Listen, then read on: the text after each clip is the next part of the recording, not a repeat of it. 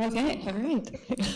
Okay, hi everybody, welcome. My name is Arana Shapiro. I am the Chief Operating and Programs Officer at Games for Change, and I'm excited to be moderating this panel that is filled with brilliant people who are all associated with a project that Verizon has been working on for a long time that is aiming to bring excellent immersive education to schools in the US. And so we're going to start with some introductions, and then we have some questions that we'll move through to talk a little bit about the work that we've all been doing, and then we'll open it up to questions in the audience. So it's our general plan, and I'm gonna start by asking Alejandro, who's from Verizon, to introduce himself and kind of frame the project, and then we'll move on down with more introductions.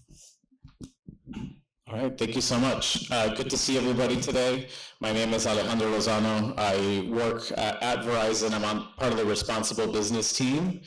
And even though I work for Verizon now, my background is on education. I've been in education for about 12 years.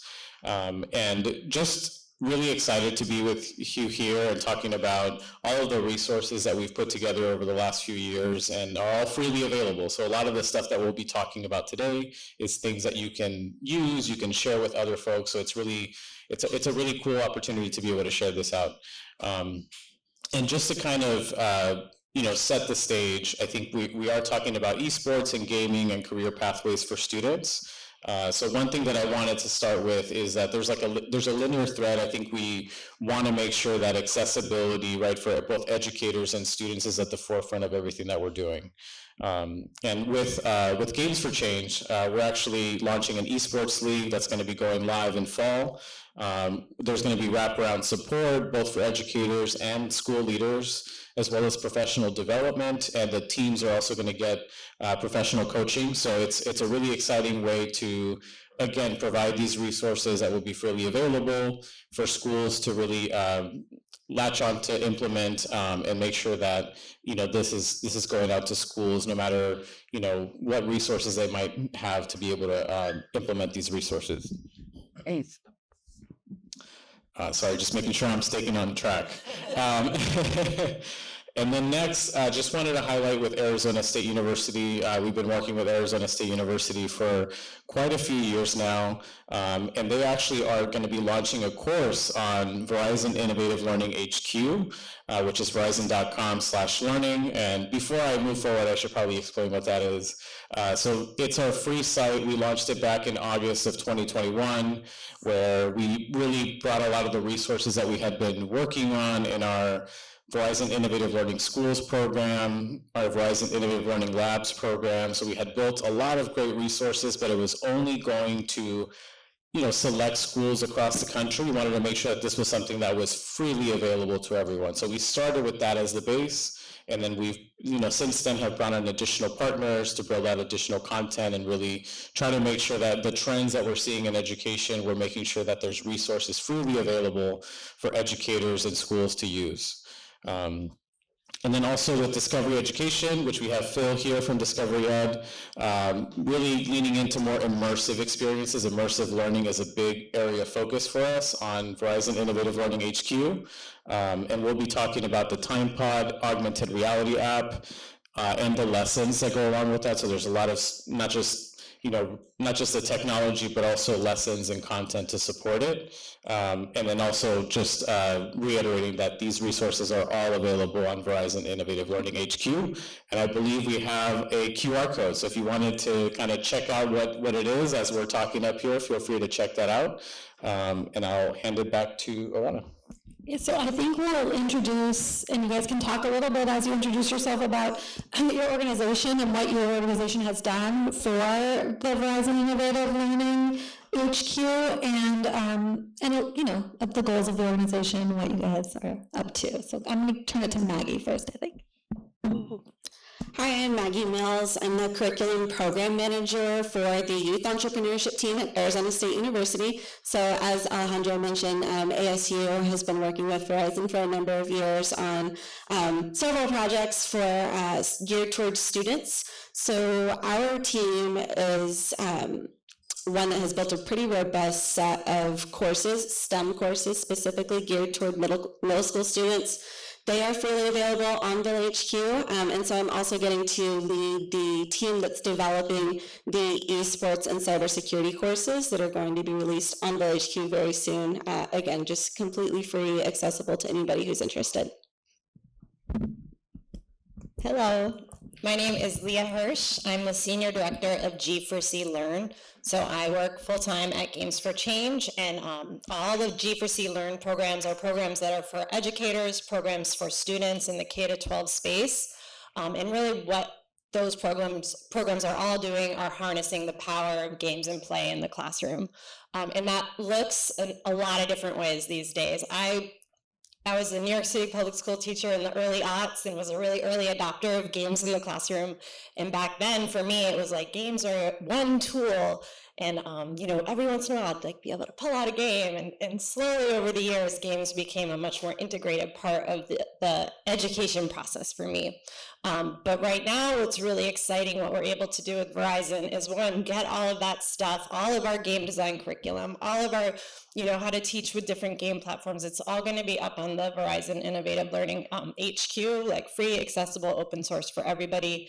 And we're also pushing the envelope about what else can we do with games in schools, and this esports league, I think, is going to be a really exciting turn for us, where we get to see the power of when we give kids the opportunity to do esports in school in a safe and protected way, how that is just as powerful as, being on sports teams or being in theater. It's just another thing, another way to harness what kids are passionate about. Phil Birchinall from Discovery Education. I'm Senior Director of the Immersive Learning team. And you can probably tell I'm from out of town as well. The Immersive Learning team is based in the UK, but Discovery Education is global. We're serving 43 million students, 10 million educators.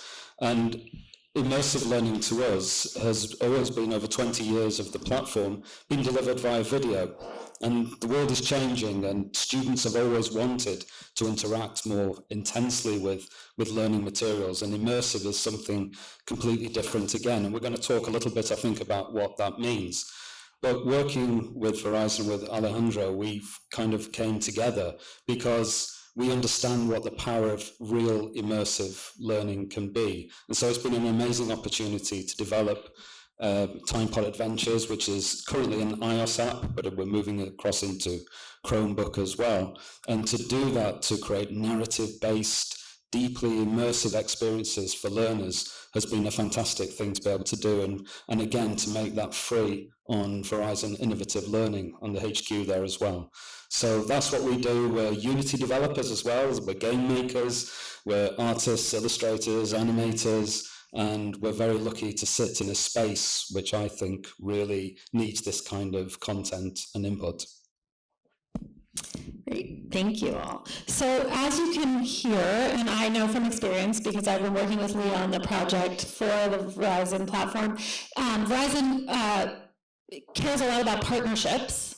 I think we could start by asking Alejandro what solutions Verizon was trying to address with the partnerships, how partnerships are chosen, and what partnerships kind of mean for Verizon's work. Of course. Yeah, of course. So as part of our corporate social responsibility work, we have 3 different pillars, of which my work sits on digital inclusion. So really focusing on making sure that students, specifically in K-12, have the digital skills that they need for the jobs of tomorrow. So that's a really big focus for us. In fact, we have a goal to reach or to train 10 million students by 2030 with digital skills training. So it's a big goal. We launched it quite a few years ago, but we've made some pretty good progress. We've reached over 7 million students so far, so we're well on our way to that goal. But really, with the partnerships that we're highlighting today, it's about democratizing the access to immersive learning experiences and also illuminating career pathways for students. So those are really important goals for us, right? We have our big goal, which has a metric attached to it, but we also have, a broader societal goal that we're working towards. And obviously, we're a small team, so we work with great partners like Games for Change, like Arizona State University, like Discovery Education, both corporate and nonprofit partners to be able to, make these changes and really achieve these big goals. So that's been really helpful, having trusted education partners at our side to create these great resources, whether it be a augmented reality app, curriculum, a course for educators that helps them figure out how to bring esports and gaming into their classrooms, right? These are all really helpful resources in helping create an ecosystem of resources that are available for educators and students. So that's why we love working with great partners like the ones that are here today. And we know that obviously everybody comes with different strengths to the party, right? So everybody has something unique and interesting to offer. And there's quite a few things that we'll talk about today. I know we have our QR code for Verizon Innovative Learning HQ, but for, like I mentioned earlier with Arizona State University, right, we are going to be launching a course this fall that's going to be focused around like esports and gaming. Also, wanted to briefly talk about a project with Discovery Education, where we actually launched a virtual field trip late last year. And we actually had some of our Verizon team members, of which Mason, who's in the audience, was a part of that wonderful project. And really the goal there was to illuminate a lot of the careers that fit into, extended reality, which is, I know, a big buzzword, right? We wanted to help demystify that, help both educators and students understand all of the different careers that are available today, and also that will be available, in the future. Great. Okay, so let's dive into like the what the stuff is that you guys are creating that's going to be, or is on the site, or is going to be on the site. And I'm going to start with Phil. And I was hoping maybe you could talk a little bit about why you think, what immersive means, right? It can mean a lot of different things, probably. So what does it mean for Discovery and Verizon? And then also, what is it about immersive learning that you think impacts student engagement in both formal and informal settings? What is the secret sauce there? Yeah, sure. Immersive is an interesting thing. It's an interesting word to use in the context of education. As an educator, an ex-educator, I think you go back to what was the first immersive learning experience we all had. And I always say it's a book. The first learning experience you had that immersed you was a book. It's probably the first virtual reality experience you had was a book. Because when you opened those pages and those words spoke to you, you started to create in this green screen in your mind the page, the author, what the author was imagining, came to life in your head. And that's virtual reality, and that's immersion, and that's what made you sit back and enjoy that book, maybe read it in a single setting, or maybe not, and put it down and go and find something else. When you're listening to music, when you're laughing, when you're completely absorbed, you're immersed. And what happens when you're in that situation in your brain is that a doorway is opening, and if you're in a learning context, then the learning can follow through from that immersion. So that experience, it's incredibly powerful. And we can, because we understand what immersion is, because we get how it happens, then you can recreate it. And technology is just a brilliant vehicle. Games, and all the things we're talking about here are the way that you can do that. And, if you think of Discovery Education, like I said, 20 years worth of video content, it's like, well, okay, we've got a huge amount of material to follow in. If we're going to make some learning materials, we don't want to cram that into an experience. What we want to do is just open that doorway. And it's like what we're doing here with Verizon, is we're putting the content out there that just opens that gateway that makes them feel, okay, I'm ready, I'm here, I want to learn something. And so that can work in the home, it can work in the classroom. We've got to engage teachers as well. So teachers have to understand and respect that games and gamified learning, games-based learning, all these different immersive approaches do have value, and they actually can lead to an outcome. And in education, I'll stop in a second, but in education, once I get going on this, in education, we're obsessed with learning outcomes as a national standard, as like, you now understand. You can now do that in math. You now understand that in science. That's really important. And I'm not playing that down, but there are other things as well. I always think with a lot of purely interactive content, pure gaming content, it makes you know something. But with immersive content, it makes you feel something. And when you feel something, that's when we've got a platform to do something else and lead us into different areas. I wonder, just to follow up on what you're saying, Leah, I wonder if you want to talk a little bit about the immersive nature of games and the role taking that just seems like a good opportunity. Yeah, games are immersive. So when I was a teacher, we thought about games in the classroom in a lot of different ways, right? You can play a game. You can have kids design games. For me, that was a favorite thing of mine. And at Games for Change, we're still doing that. We're in the 10th year of our Student Challenge, which is a game design competition that is now international. We're scaling.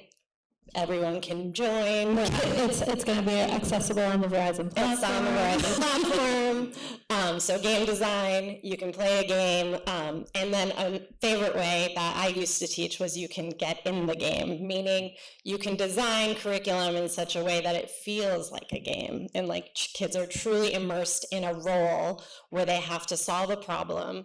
And they have to figure out, there's a need to know because they're solving a problem, and there's, this set of, puzzles they need to solve or questions they need to ask and then figure out answers to, that kind of takes them along the narrative of this game-based journey that they're on.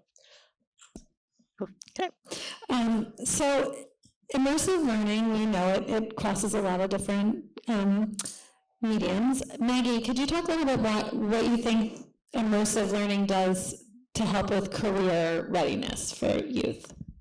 Yeah, so I think it kind of follows what Leah was saying with those opportunities and experiences that are made possible by immersive learning that you can't necessarily have outside of immersive learning, right? So I think one of my favorite pieces about immersive learning is that you can enter a world and you can make mistakes pretty freely without consequence, right? So when it comes to career readiness, in the real world, you make a significant mistake and that could be the end of a career. But in immersive learning, you have that opportunity to test things out, challenge yourself, again, without that added layer of fear that you're going to make a mistake and then you're not going to be able to continue whatever it is that whatever your journey was, right? So one of the best examples that we have available right now, I think, to kind of help with that career readiness is something called CareerX Arcade. I don't know if anybody's had a chance to demo it in the arcade yet, but it is available and I highly recommend it. So in conjunction with the curriculum that we've written for the esports course that's becoming available soon, and with the work that we've done with Verizon, we were able to help develop a virtual reality experience where students can engage with the different careers that are a part of esports, gaming, things like that, and kind of get a taste for what it would actually be like. Again, without that extra layer of consequences. Go in, see what it's about, play with it. Maybe it's something you do want to pursue if you go on to get an advanced degree or something, or maybe you decide, no, this really isn't for me. But you've had that chance to engage with it, right? So you're not going on this long journey down what could potentially be the wrong pathway for you. Yes. Yeah, I think about immersive learning preparing kids for their careers as we don't know what those careers are right now. We don't even know what the problems are going to be in the future that the kids are going to need to be solving. So when we're talking about it's important to bring immersive learning into the classroom, it's important to empower kids to be problem solvers, critical thinkers, communicators, collaborators. These, soft skills we talk about are actually the essential job skills that they're going to need in, 20, 30 years, because the tech is going to be different. The problems are going to be different. The climate's going to be worse. They are really going to need to be able to take risks and solve problems. Okay. All right. So you kind of opened up the space for this next question, so I appreciate that, like a plant. But I wanted to ask about challenges, right, with this work. And I think I was going to start with Leah, but I think everybody can kind of answer this question. But challenges in the games and learning, esports, immersive learning space. What are those challenges that you're seeing? How are you addressing them? How is the platform helping to address them? where are the struggles, and how can people kind of combat that? I mean, the first problem that comes to mind for me is adult buy-in, and adults at all levels. We have adults in the district, school leaders, teachers, parents, buy-in that bringing an esports program into your school is going to add value to your kids' school experience. Bringing games into the classroom is going to add value and help them to be more prepared for their futures. But we do, with all of that, all of those challenges, we have kind of a set of resources for each level of that. We have professional development that's up on Bill HQ for district leaders. That's like, why esports, why games? And we go through all the levels. Why we have it for school leaders, and we have it for teachers too. And for each one of those resources, it's really geared towards, you know, the rationale and like what is essential at that adult's kind of level and position in the school. Anybody else? Challenges? Yeah, for my position, I think from writing, the stance of writing curriculum is addressing barriers to entry, right? So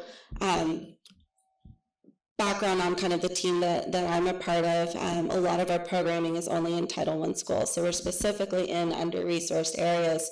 So when you start to move into things like esports, where traditionally you're expecting a lot of expensive equipment is needed and potentially travel, when you're trying to reach an audience that maybe doesn't have access to things like that, that's when something like Village Q becomes so valuable, because this could be anything that you need it to be. It can be high tech, don't get me wrong. If you want to do VR headsets and all of that, it's fantastic for that. But you can also do it low tech or no tech. A lot of these experiences are really built to be really flexible. So I think addressing that challenge up front is really hits home to me again, because we focus on the K-12 space. Yeah, I would say that it is educators, some educators, it's in places like us in Discovery Education, those that are the gatekeepers to curriculum will have an issue. Perhaps we've had conversations where someone has said, I was hoping for a more serious approach to what we were doing. And one of the ways we describe immersive learning is the learning amplifier effect.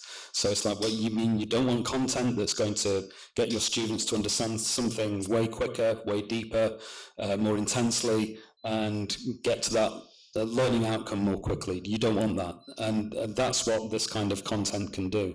And the other thing, of course, is technology in classrooms. It's if any educators here, they will know that is a struggle to do that. So we've got to get over that barrier by creating such a powerful imperative that the educator wants to get involved as well. We've got to engage educators, not just the children, not just the students. So by creating something and describing it in the right way. So if you want to go on a time pod adventure, the teacher's got to wonder, what that sounds cool. I think I'll go on a time pod adventure. And they'll overcome those barriers. But you've got to make it compelling. They've got to create a strong imperative that they will get involved and they will find ways around it. But we don't set the barrier too high. We talk an awful lot with Verizon about making sure that accessibility, device accessibility, that there's a ramp, that you've got an in somewhere along the way. So maybe you've got VR headsets, great, you can go the full whack with it and go full immersive. Or maybe you've just got something else. You might have a Chromebook that's 5 years old and melts every time you try to run a game on it. But if that's all you've got, and we've got to try and make it run on that for you, so that you maybe think when the funding round comes to you in your school next year, you think, I think I'm going to invest in something that can do more. Sure. I'll just Okay, yeah. And I'll keep it really brief, but I think, everybody's points really add up to the accessibility piece, right? Accessibility in terms of device accessibility, but also in having the resources that educators and school leaders need to be able to roll these types of programs out, right? Whether it be immersive learning, or we're talking about setting up an esports league right at your school at the district level. So just really excited that all of this stuff, like I mentioned, is freely available, right? You can create an account on VillageQ, not to make it like a sponsored message or anything like that, but you can make an account for free. Everything available there is for free, and that's what we're most proud of, that we're able to bring all of this content to everyone and make sure that there's no cost barrier. You guys, everyone caught that it's free, right? All right. I have one final question. We're going to have plenty of time for questions from the audience, but I do want to let everybody weigh in on this. So I've been in the games and learning space for a really long time. I feel like I've been saying the same thing over and over again for like 15 years, like, games are good, you can use them in the classroom, please do. And it's just like the past, like, I don't know, 5 years, I feel like there's more people who are like, oh yeah, games are good in the classroom, right? I'm wondering, and I think many of you here are in the same boat as me, right? Like, you've been saying it for a long time, and you're seeing it start to, like, take hold. So what is the next 20 years? Like, what's the hope for education? Because 20 years ago I was saying that I hoped we'd be sort of here now, so that's good. But like, what's the hope for the next? Anybody can start. Remember that, I'm throwing it at anybody. I'll go. 20 years, that's really long. Short, I'm going to do a short and a long. 10 years, should we say 10 years? I would love, maybe, short. I just want schools to try something new. And I don't even care what it is. It should be gaming. But if it's not, if that's an issue, try something new, a new technique, a new piece of technology, really anything. Because we get stuck in this cycle of like, let's just kind of like reinvent the wheel a lot. We dredge up like old theory and things like that, and let's tweak it and make it better and slap a new name on it, and that's great. But I want to like push the needle and go past that. Long term, I would love to see the student-teacher engagement kind of flipped and things to just be student-led, because I think that that's going to drive us in the right direction a lot faster than where we sit right now. I'd love to see like a small child in some rural place that has like an under-resourced school have a pathway to seeing herself in the very lucrative, very powerful gaming industry, which in 20 years we know it's going to be a very big industry, and that child is representative of small kids all over the world that see a pathway for themselves and are getting the education they need and the tools they need through school to be the creators, to be the creatives, to be the artists, to be the storytellers, and they're getting to use that to tell their stories and be a part of that industry. Yeah, and can I say the P word, politics? Because we have some very senior politicians in our country who talk about students in institutions like this doing Mickey Mouse degrees. And I can't tell you how angry that makes me. And I want to see that change, because they're the people in places like this and people here are the people that bring us the enrichment and the diversity and the opportunity to take things forward. And it's so important that this is, and I think it is changing, and I think it will change, but degrees, college courses, and from a very young age, that they see this as a viable path through to enrich our lives, enrich their lives and those around them. So I think it's just incredibly important. And I'll just add a couple things, but I think everything that everyone shared is super insightful, and would be great progress for us to see, right, if we're talking about 5, 10, even 20 years out into the future. But for me, I would just love to see educators and schools be more innovative, because I think it's something that I know with a lot of our programs we really push. It's in the name, right? Verizon Innovative Learning. But we want to see people be more innovative because the students are innovative and the students want it, right? The students get really excited by having access to being part of an esports league, or being able to use an augmented reality app in their classroom to learn about, Mars, like with the TimePod app, or Career X Arcade, so they can see, do I like this career? Do I, is this something that I want to pursue, that I want to learn more about? So I think really just seeing that change, schools be more innovative and actually leading some of this and being on the cusp of, what's happening in the broader world, because I know in education things sometimes a decade behind, right? And that ultimately ends up being a disservice to students, because it's going to not put them on a path where they're going to be ready for those careers that, they'll be looking for when they graduate, whether that be high school, a trade school, or university. So I think that's where I would love to see that change, and hopefully in the short term, but if not, definitely in the long term. Excellent. Okay, so we have time for questions. Are there questions in the audience? And I think we have a mic that can be, no, he has a mic that can be passed around. Great. Hi, thank you for all this information. My phone's not working, so I'm going to check that out later. I am a middle school teacher, and I'm wondering how you've worked. Are the materials that you've provided aligned with the teaching standards that educators are kind of locked into? Because I'm very lucky to have a lot of flexibility and autonomy, but not all of my brethren are. So I'm wondering, how you've made that possible for teachers who want to slide more games or tech-based immersive projects into what they have to teach.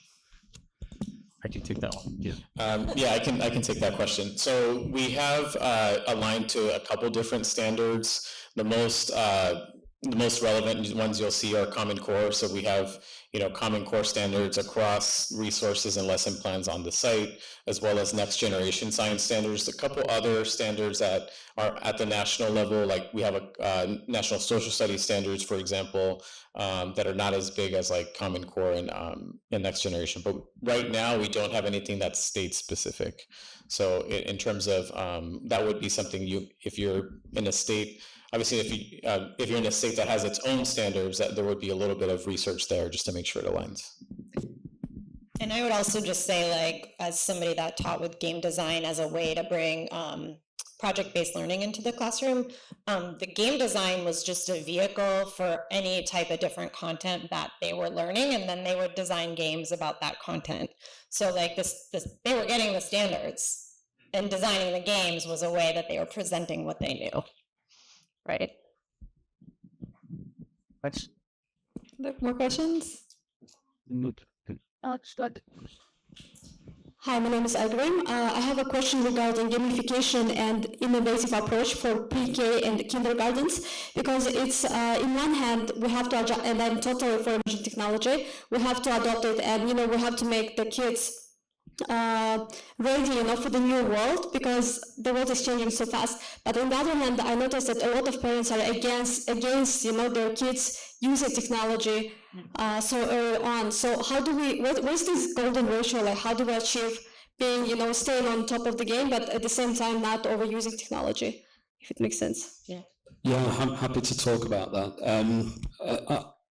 I have a story that I always tell about teaching pre-K, and that is it's that my colleagues here will cringe when I tell it because they've heard it so many times. It's the blue car story, and if you've ever taught kindergarten and you'll see a child and they've got a car and they're pushing it along the floor, and the teacher's instinct is to say, how many wheels are on the car? What colour is the car? And ask them lots of questions. Whereas perhaps the best question is, where are you going? Where are you? And it's play. It's all about play. And I think what we do is so integrated with play. And we have to have, we also have a phrase in our team in Discover Education: pedagogy first, technology second.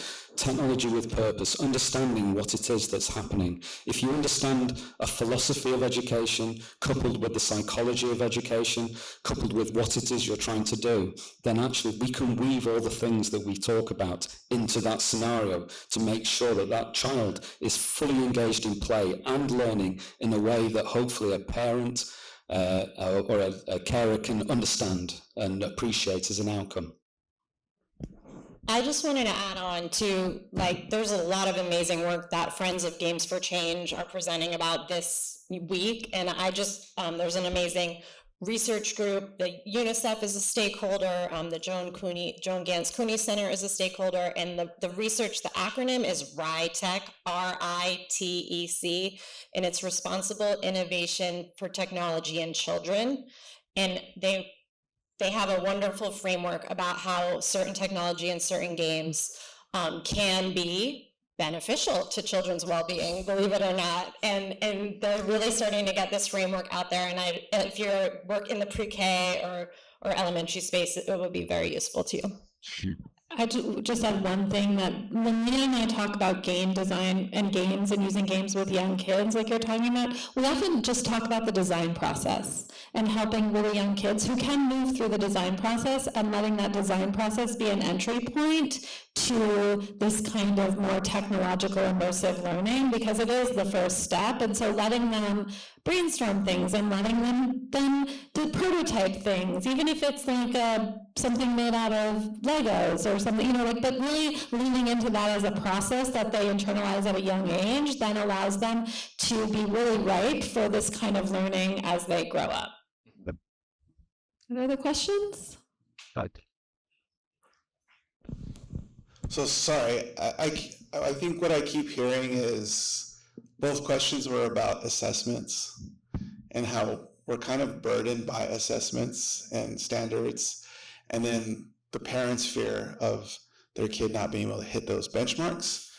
I keep coming back to that system has to change before we're able to do it. So what is the industry doing, like Verizon and other industry titans, if you will, to really help advocate for those changes within the system so that teachers can stop being burdened and actually start teaching? I can take that. So I'll start us off, and then I'm happy to have others chime in as well. I think from a Verizon perspective, we have our suite of Verizon Innovative Learning programs. Kind of our longest running or flagship program is our schools program. So for that program, we've worked in partnership with Digital Promise to provide schools with technology, so they get to pick an iPad or a Chromebook for all of their students. So really a digital equity program where all the students are given a device, are given connectivity for up to 4 years. But we don't just give them the technology, right? We also provide a coach on site. So there's like a whole ecosystem that's built to be able to help bring in technology, critical thinking, all of these things that we want to see happening in classrooms. And also, obviously, the schools still have to focus on the testing. That's not something that we can change, at least not in the short term, but we really want to give them the tools so that they can bring these really cool resources that, frankly, I used to be a teacher, and if you're teaching from a textbook, it's really boring half the time. If you give them an application for them to check out and they're immersed, they're in a story, right? They're learning they don't even feel like they're learning, but they are. These are ways that you get students excited about it, and you might still be covering the standards, but it's not, your traditional classroom teaching that you're usually seeing. So I don't know if that answers your question fully, but I just think that coming from schools, Yeah. there's a lot of apprehension from the teachers themselves to take advantage of these kind of tools because of that expectation that are Yeah. So I think when we, like the program that I was talking about, when we put that together, that was really top of mind for us, because we wanted to make sure that there was someone there that had the expertise to be able to provide support to that teacher. Because before even in this job, I used to do teacher trainings, and we would talk about augmented reality, and everybody's like, what is that? Why am I going to be using that, right? And once I showed them that it actually wasn't that hard to use, people got bought into it, and they're like, oh yeah, I can definitely do this with my students. So I think a lot of times the barrier can be the adult in the room, right? Because they might not feel comfortable with it, even though students pick it up in 5 minutes. So there's that too, but also approaching it from a place of empathy, because teachers are overburdened, they have a lot to worry about. So making sure that we're presenting that information in a way that's digestible, that makes them feel confident about, bringing a new technology into their classrooms. Yeah, and I think the high stakes testing is really the big piece of this problem. The standards themselves, for me, I was a science teacher. I love the next gen science standards. I don't know how many of you are familiar with them in the room, but there's these cross-cutting concepts, and there's systems thinking, and there's cause and effect. And I was doing all of that when I was teaching my students to be game designers. And so for me, hitting the standards wasn't the issue. It was a misalignment between the standards and then the high stakes testing. So yeah, let's change that system.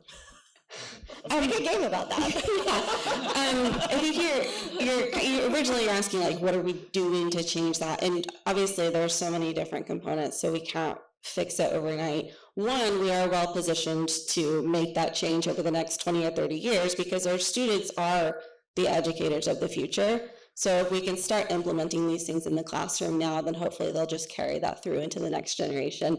One thing that I will say that ASU does, and I don't know if this is considered sneaky or not, but when we write curriculum, we also provide really robust resources for our educators, right?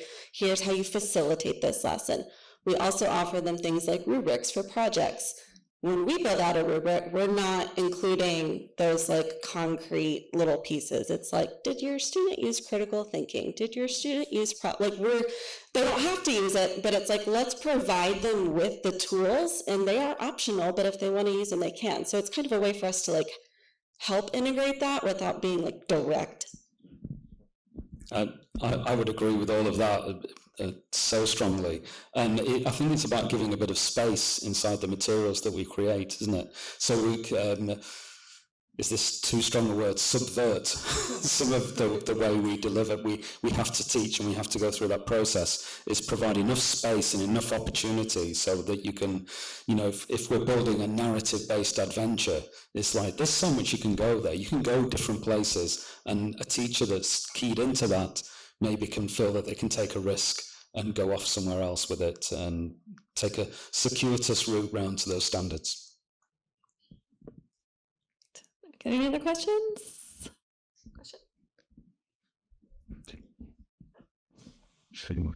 Hi, thank you for being here.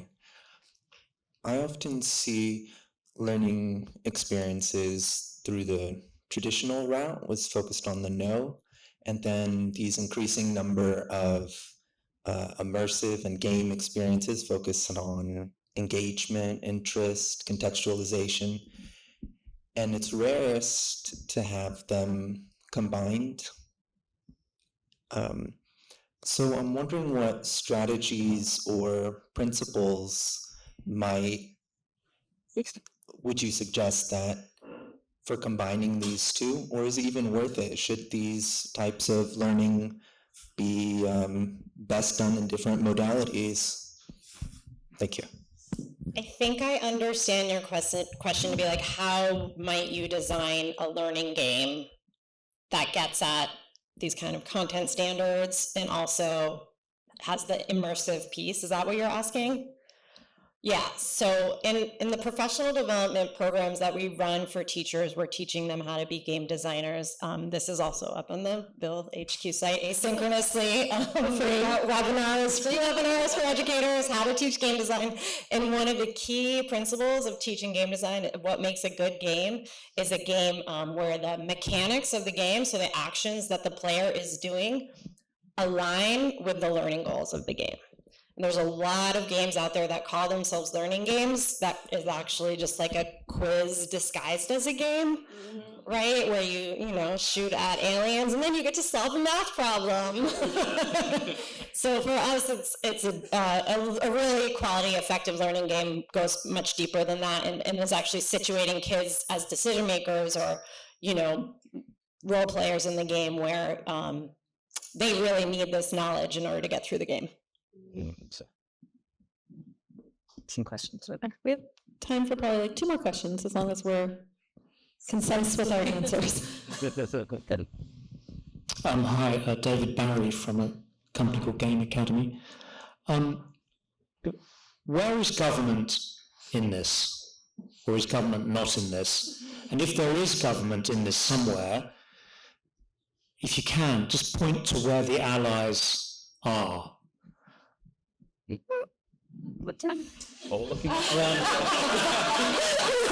Government has schools taking the high stakes tests, right? Yeah, I mean, I think personally that there are people within every government that are really interested and invested in this, and you have to find those people. They're not like departments. Like I think like if you go to like the Department of Education within the within New York City, I'm looking at Anthony saying that, or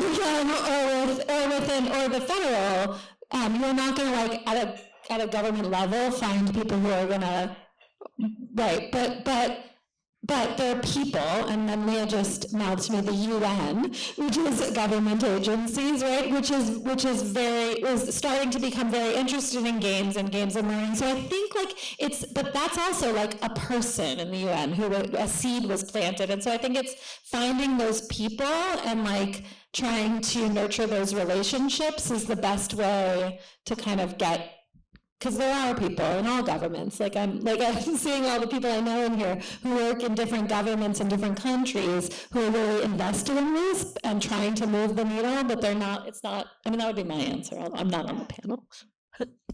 Yeah, Aaliyah from the mayor's office was here earlier today speaking on the main stage. Yeah, and Games for Change has been doing a lot of work with the UN, with different teams of the UN. UNICEF is getting really involved. So there's these kind of intergovernment agencies that see the big picture. Okay. Oh, we are out of time. I know there was one more question. You can come up and ask it to us afterwards. Thank you so much for your attention and participation, and enjoy the rest of the festival. Phil's about to be on the main stage with Anthony.